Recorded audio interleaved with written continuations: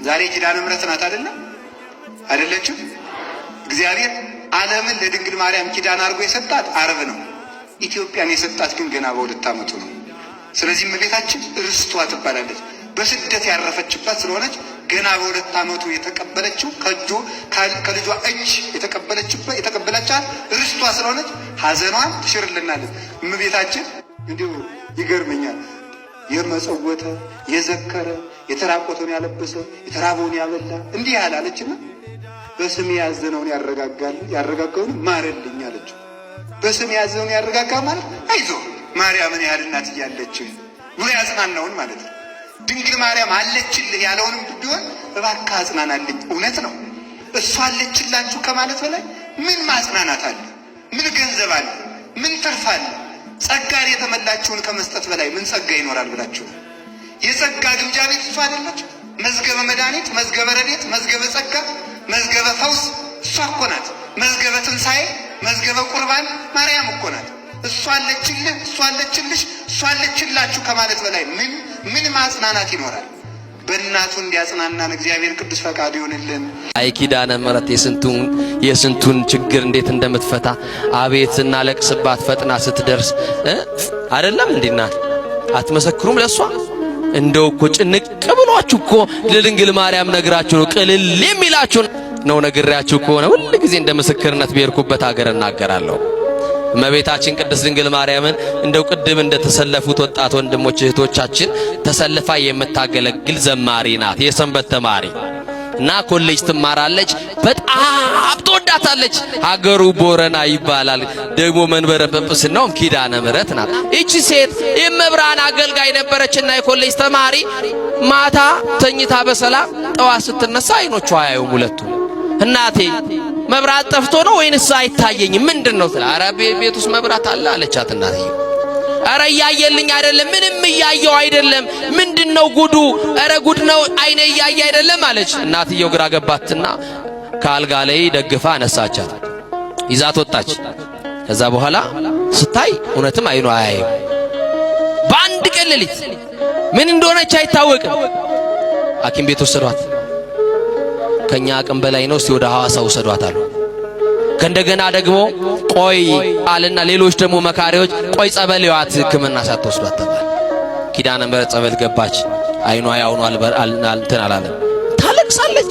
እመቤቴ የብርሃን እናት ኪዳነኪ አንድ ቀንም ቢሆን በፊትሽ ተሰልፌ ዘምሬልሻለሁ፣ አይኔ ጠፍቶ በጨለማ አልተውኝ ነው መብርሃን እያለች ታለቅሳለች። ሐዋሳ መጣች፣ ታከመች። ዶክተሮቹ እንደዚህ ነው ብሎ እንኳን ሊነግሯት የሚችልበት ምክንያት የላቸውም። ብቻ ግን ጠፍቷል። ምን ብሏል? ጠፍቷል። እና ቤተክርስቲያን ደግፈው መውሰድ ጀመሩ። በራሷ ወጣ ምትገባዋ በሰው ላይ ወደቀች። እናትም ትሰለቻለች፣ አባትም ይሰለቻል፣ እህትም ወንድምም ለጊዜው ነው። ቤተክርስቲያን ልጆቿን ይወስዳሉ። በቃ ከዚህ በኋላ አንቺን እየጎተትን ቤተክርስቲያን መውሰድ ማመላለስ ሰልችቶናል፣ አርፈሽ ቤት ተቀመጪ ተባለች። እንግዳ ሲመጣ እንኳን ሰው እንዳያት ወደ ጓዳ አስገቧት ይባላል። መጋረጃ ተጋረደባት፣ በር ተዘጋባት። መጋረጃ ለተጋረደባቸው ኪዳነ ምሕረት ትድረስላቸው። በር ለተቆለፈባቸው መዳናቸውን ለሚናፍቁ የመድኃኒትና ድንግል ማርያም ትድረስላቸው። እና አንድ ቀን ዕለቱ የካቲት ኪዳነ ምሕረት ነው። እመቤታችን ምን የተቀበለችበት ቃል ኪዳን የተቀበለችበት ዕለት የቤቱ አባል ጠቅላላ ነጭ ነጠላ ለብሰው የአገር ባህል ልብሳቸው ለብሰው ኪዳነ ምሕረትን ለማክበር ለማንገስ ወደ ንግስ ስፍራ ወደ ኪዳነ ምሕረት ሄዱ። እኔንስ ያገለገልኳት ኪዳነ ምሕረት እኮ ናፍቃኛለች፣ ደጇን ሳረቅጥ እኮ ሰንብቻለሁ፣ ተው ውሰዱኝ አለች። አንቺን እየጎተትን አንውልም፣ አርፈሽ ቤት ጠብቂ ያሏትና እናትም አባትም ወንድምም እህትም ጨክኖ በር ቆልፍ አደረገባት። ምን አደረገባት? ተቆለፈባት። ከውስጥ ሆና እየየ አለች። ኪዳነ ምሕረት የኔ እናት ደግነሽ አውቃለሁ፣ ፈተናዬ ነው አውቀዋለሁ፣ ለጸጋ አርጊልኝ፣ እንድታገስ የሚችልበትን አቅምና ጉልበት ስጪኝ አለችና ለመነቻት። አቅም ትስጠን ድንግል ማርያም። እንደው ነገራችሁ የዘገየባችሁ እንድትጠብቋት አቅም ትስጣችሁ። ትመጣለች፣ አንድ ቀን ወደ መታለቅሱበት ትመጣለች። ዘንበል ትላለች። የኢየሱስ እናት ወደ አንቺ ልመና ታዘነብላለች። ያለሽበትን ሕይወት ታውቀዋለች።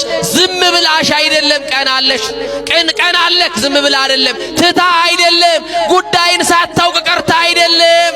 ሁሉን የሚያስተካክል ልጅ አላትሽ። ሁሉን የሚፈታ ቁልፍ የሆነ ልጅ አላት። የዓለም ሁሉ መፍትሄ የሆነ ልጅ አላት ድንግል ማርያም። አይዟችሁ የምታለቅሱ፣ አይዟችሁ በመከራ ያላችሁ፣ አይዟችሁ። እሷን ይዛችሁ ለጊዜው ነው የምትቸገሩት። ስትደርስ ሁሉን ነገር ታስተካክለዋለች። አለቀሰች፣ እንዲህ አለቻት፣ ዛሬ የአንቺን ተአምር ያለው አገልግዬሽ ከሆነ ድንግል ማርያም ዘምሬልሽ ከሆነ ኪዳነ ምሕረት ያንቺን ተአምር የማየው ዛሬ ነው አለች። የተዘጋብኝን በር ክፈችልኝ አለ። የተዘጋባችሁን ድንግል ማርያም ትክፈትላችሁ። ተንኮለኞች የዘጉባችሁን ድንግል ማርያም ትክፈትላችሁ። ምቀኞች የዘጉባችሁን ኪዳነ ምሕረት ትክፈትላችሁ። በቃ ይሄንን በር ክፈችና በአውደ ምሕረትሽ ቆሜ ታቦትሽ በቆመበት ስፍራ የሚነግርሽ ሚስጥር አለ። ብቻ የተዘጋብኝን በር በየትኛውም መስመር መክፈት ትቻለሽ፣ ክፈችልኝ። እኔ አይኔ የለኝም፣ በሩ ከውጭ ነው የተቆለፈው አለችና ነገረቻት። አይ ከሆነ ደቂቃ በኋላ እንባዋ ሳይቆም ለቅሶ ላይ ያለች በሩ ተንኳኳ። መጎብኛ ዘመናችሁ ዛሬ ይሁን። ተንኳኳ በሩ። ለመክፈት ወደ በሩ ጠጋ አለች እየዳበሰች። ማን ልበል አለች። የሩቅ ዘመዳቸው እግር ጥሎት ድንገት የመጣ ዘመድ ነው። የዚችን ብላቴና አይኗ መጥፋቱን አልሰማም፣ እንግዳ ነው። በሩ የተቆለፈው ከውጭ ነው። ቤተ ክርስቲያን ሄደዋል። እኔ ብቻ ነኝ ቤት ውስጥ ያለሁት። ከቻልክ በሩን ክፈትና ውስጥ ገብታ አነጋግረኝ አለች። ያንን ሰው የላከችው ማናት? ግድ የለም ንገሩኝ፣ ማናት?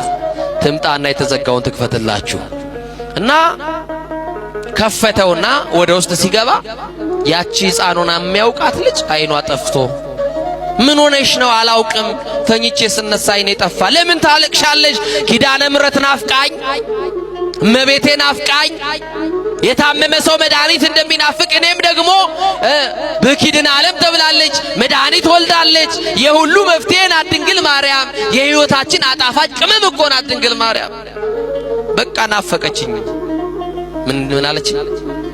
በቃ እሷን ማየት ፈልጌ ነው ብላ ነገረችው። አይዞሽ አለ።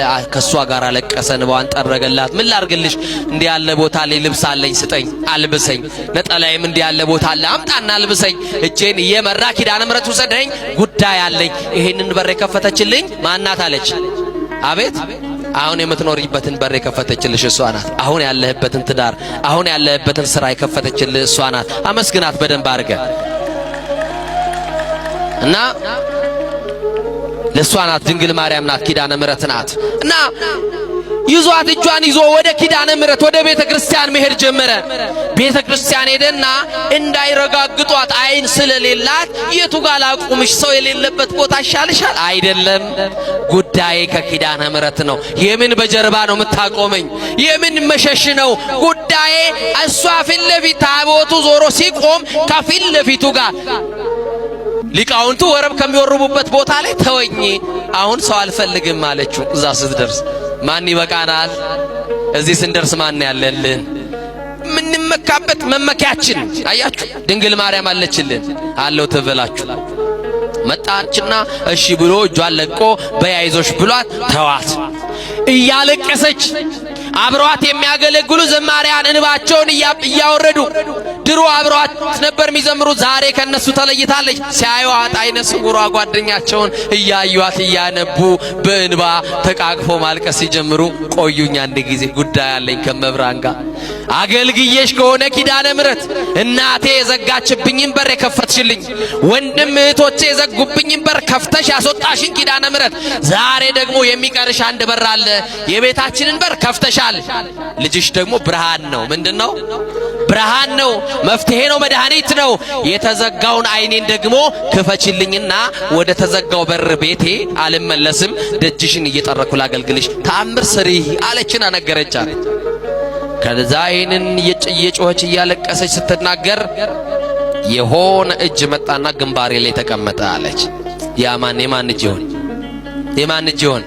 ይሄ እጅ ያስፈልገናል። ጌታን የታቀፉ እጆች፣ ንጹሃት የሆኑ እጆች፣ ቅዱሳን የሆኑ እጆች፣ ኃጢአት ያልሰሩ እጆች። የኢየሱስ እናት የማርያም እጅ በትዳርሽ ያስፈልግሻል፣ በህይወት ያስፈልጋል። ይሄ እጅ ሲገባ ነው ጣልቃ ሲገባ ነገሮቻችን የሚቀየሩት። እጇን ታስገባ ኪዳነ ምሕረት በቤታችን እና ከእጇ የሚወጣው መዓዛ ልቤን ማረከኝ። የማን እጅ ነው ብዬ እንዳላነሳ በአፍንጫዬ የሚገባው ከእጇ የሚሸተኝ መዓዛ ልቤን ማርኮታል። ዝም አልኳት አለች። ከዛ በኋላ ከተወሰነ ደቂቃ በኋላ በሁለት ጣቷ ሁለት አይኗ ነካ ስታረጋት እንደ ቅርፊት የመሰለ ነገር ውድቅ ሲልላት የመጀመሪያው የታቦቷ የኪዳነ ምሕረትን ታቦት ከፊት ልኝ አይኔ ተከፈተ አለችና በህዝብ መካከል አይኗ ጠፍታ በሰው ምርኩዝ የመጣችው አይኗ በርቶላት በኪዳነ ምሕረት ማንም አልነካትም፣ ማንም አልጸለየላትም፣ ማንም አልዳሰሳትም። ግን የኪዳነ ምሕረትን እጅ አገኘች። በዚህ ጉባኤ ያላችሁ የእሷን እጅ አግኝታችሁ በበረከት ትመለሱ ዘንድ ቅዱስ ፈቃድ ይሆንልን እና በቃ ኪዳነ ምሕረት ምንድናት አልኳችሁ? ቅድም ደግናት አልኳችሁ። ምንድናት?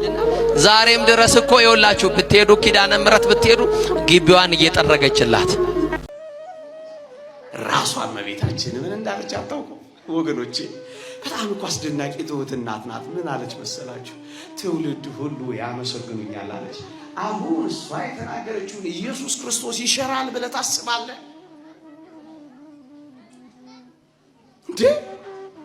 ይኸውልህ አንዳንዶች እኛ ለሰው አናመሰግንም ምናምን እያሉ ሲያቆሙ ምስጋናዋን ያቆርጡለት ከትውልድነት እንደሚቋረጡ አላወቁም።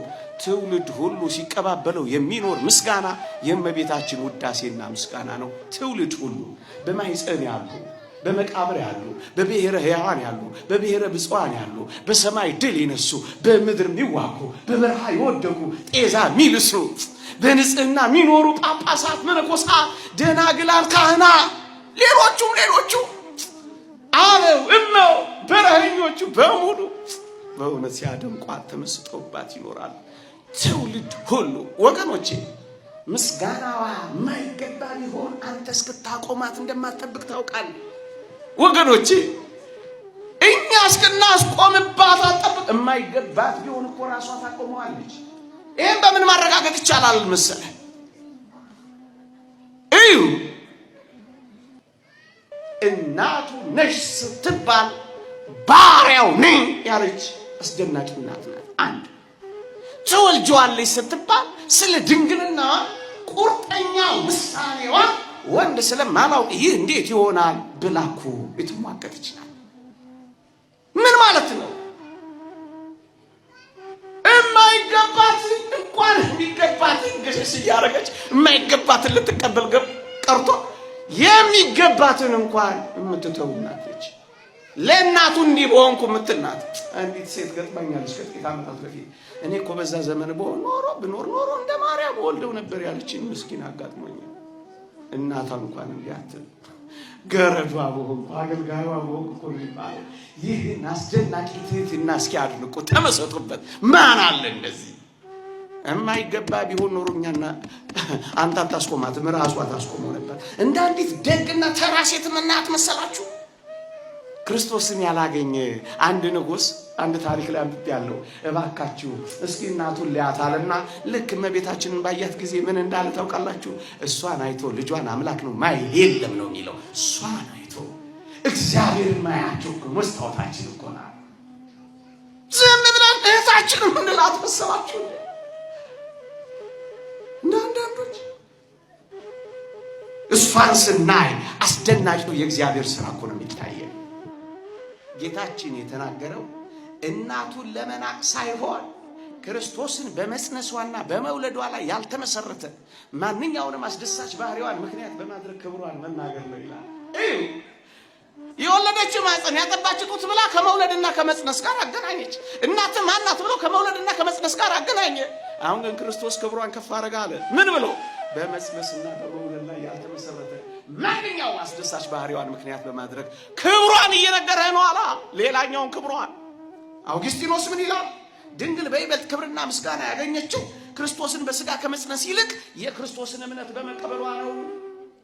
ምድር ያለ ዘር ሴት ያለ ወንድ ዘር ትወልጃለች ስትባል የትኛዋ ሴት ናት አሜን ይሁን የምትል? ይኩነኒ ያለችው እሷ ብቻ ናት። እንደ ዘካርያስ ያልተጠራጠረች፣ እንደ ኒቆዲሞስ ያልተከራከረች፣ ደንቋት ይህ እንዴት ይሆናል ብላ የተመሰጠች ይህች አስደናቂ ናት። አያችሁ፣ ሌላኛውን ክብሯን ነው የሚያስጎበኛችሁ። የትኛዋን ክብሯን? ይሁንልኝ ያለ ክብሯን። የትኛዋን ክብሯን? በልቧ የጠበቀችውን ክብሯን። አያችሁ፣ የእግዚአብሔርን ቃል ሰምተው የሚያደርጉት ካለ ከዚች ከመቤታችን በቀር ማን አለ? አንተ ነህ ብፁዓን? አንተ ቁጥር 1 ልትሆን ነው? ብፁዓን እስከተባለ ቁጥር 1 እሷ ናት፣ ቁጥር 2 እሷ ናት፣ ቁጥር 3 እሷ ናት። የካቲት 16 ቀን የእመቤታችን የቅድስት ድንግል ማርያምን ዓመታዊ ክብረ በዓል ኪዳነ ምሕረት እያልን እናከብራለን ብለናል። ታዲያ ይህንን ክብረ በዓል ስለምንድን ነው የምናከብረው ስንል በዚች ዕለት የካቲት 16 ቀን የእመቤታችን የቅድስት ድንግል ማርያምን ክብረ በዓል የምናከብረው መታሰቢያዋን ለሚያደርግ፣ ስሟን ለሚጠራ፣ ለድሆችና ለችግረኞች እስከ ቀዝቃዛ ውሃ ለሚሰጥ የክብር ባለቤት ከሆነ ከተወደደ ልጇ ከጌታችን ከመድኃኒታችን ከኢየሱስ ክርስቶስ ዘንድ የምህረት ቃል ኪዳንን የተቀበለችበት ዕለት ስለሆነ በዓሉን ኪዳነ ምሕረት እያልን በታላቅ ድምቀት እናከብራለን ማለት ነው። ታዲያ እመቤታችን ቅድስት ድንግል ማርያም ይህንን የምህረት ቃል ኪዳን እንዴት ነው የተቀበለችው የሚለውን ስንመለከት እንደ ዛሬቱም እንደ የካቲት 16 ቀን በጎልጎታ ቦታ ቆማ ወደ ልጇ እንዲህ ብላ ለመነች። ልጄ ሆይ አለች፣ በእግዚአብሔር አባት በክርስቶስ ስም ካንተ ጋርም ሕልው በሆነ አጽናኝ መንፈስ ቅዱስ እማጸንሃለሁ። ዓለም ሁሉ ሊሸከምህ የማይችል ሲሆን 9 ወር ከ5 ቀን በተሸከመች ማኅፀኔ እማጸንሃለሁ። ልጄ ሆይ ያለ ሕማም ያለ ድካም ከኔ በመውጣት በመወለድ ባሳደጉ ጡቶቼ፣ በሳሙ ከንፈሮቼ፣ ባቀፉ እጆቼ፣ ካንተ ጋር በተመላለሱ እግሮቼ እማጸንሃለሁ። በውስጡ በተኛህበት በረት በተጠቀለልክበት ጨርቅ እማጸንሃለሁ። የምወድህ ልጄ ሆይ በልቦናዬ ያለውን ሁሉ ትፈጽም ዘንድ የልመናዬን ቃል ሰምተ ወደ እኔ ትመጣ ዘንድ ወደ አንተ ፈጽሜ እማልዳለሁ። የብርሃን እናቱ እመቤታችን ድንግል ማርያም እንዲህ ብላ በጸለየች ጊዜ እነሆ ጌታችን መድኃኒታችን ኢየሱስ ክርስቶስ ወረደ፣ ከእርሱም ጋር አእላፍ መላእክት ነበሩ። በዙሪያውም ሆነው ያመሰግኑታል። እርሱም እናቴ ማርያም ሆይ ምን ላድርግልሽ አላት። አስተውል እግዚአብሔር ቤተሰቦች፣ ምን ላድርግልሽ፣ ምን እንዳደርግልሽ ነው የምትሽው አላት።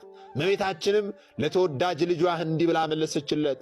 ልጄ ወዳጄ ጌታዬ ሆይ ፈጣሪ ሆይ አሌንታዬ ሆይ መጠጋዬ ሆይ በእናቴ ማኅፀንም ሳለው ባንተ ጸናው፣ አንተም ጠበከኝ። ሁልጊዜም ስም አጠራሪ አንተነ። አሁንም ጸሎቴንና ልመናዬን ስማኝ፣ ቃሌንም አድምጥ። እኔ እናትህ እኔም አገልጋይህ የምለምንህ ይህ ነው። መታሰቢያዬን ለሚያደርጉ አለች፣ በስሜ አብያተ ክርስቲያናት ለሚሰሩ አለች፣ የተራቆተውን ለሚያለብሱ አለች፣ የተራባውን ለሚያጠግቡ አለች፣ የተጠማውንም ለሚያጠጡ፣ የታመመውንም ለሚጎበኙ፣ ያዘነውን ለሚያረጋጉ፣ የተከዘውንም ደግሞ ደስ ለሚያሰኙ ወይም ደግሞ ምስጋናዬን ለሚጽፉ፣ ልጆቹንም በስሜ ለሚሰይም፣ በበዓሌም ቀን በማኅሌት ለሚያመሰግን፣ አቤቱ ዓይን ያላየውን ጆሮ ያልሰማውን በሰውም ልቦና ያልታሰበውን በጎ ዋጋ ስጣቸው። በአማላጅነቴም የሚታመነውን ሁሉ ከሲኦል ነፃ አድርገው። ከአንተ ጋር የደረሰብኝን ረሃቡን፣ ጥማቱን፣ መከራውን ሁሉ አስባለችው። አስተውሉ እግዚአብሔር ቤተሰቦች፣ እናታችን ንጽሕተ ንጹሐን ቅድስተ ቅዱሳን ቅድስት እናታችን ድንግል ማርያም ስለ ኃጥአን ስለ እኛ ልጆቿ ሁሉ በፈጣሪዋ ዘንድ ቃል ኪዳንን ለመቀበል ይህንን ጥያቄ ጠየቀች። ጌታችን ኢየሱስ ክርስቶስም እንዳልሽው ይሁንልሽ፣ የሰጠውሽም ቃል ኪዳን እንዳይታበል በራሴ ማልኩልሽ አላት። በዛሬዋ ዕለት እመቤታችን ቅድስት ድንግል ማርያም ለእኛ ለኃጥአን ልጆቿ ለዘላለም ምህረትን የሚያሰጥ ከሲኦል ከገሃነመ እሳትም ሊያድንን የሚችልን ቃል ኪዳንን ተቀበለች።